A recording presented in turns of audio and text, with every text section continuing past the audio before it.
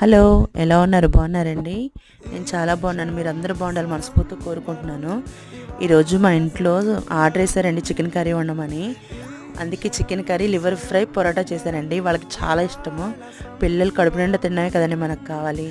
వాళ్ళకి చాలా ఇష్టమని చేశాను. చేయడం కష్టం, తినడం సులువు. మళ్ళీ సామాను ఉంటే బండి సామాను ఇంటి పని, అవి చేసుకోవడం కష్టం అండి. ప్రతి ఒక్క తల్లికి ఉండేది. కానీ ఇంట్లో వాళ్ళందరూ తిని అబ్బా బాగుందంటారు చూసారు. మనం ఇంత కష్టపడిందంతా కూడా మర్చిపోతామండి ఆ ఒక్క మాటతోటి. మనకు కష్టం అనిపించదు, ఎందుకంటే వాళ్ళు కడుపు నిండా తింటారు కాబట్టి మనకు ఏమనిపించదు, హ్యాపీగా ఉంటుందండి.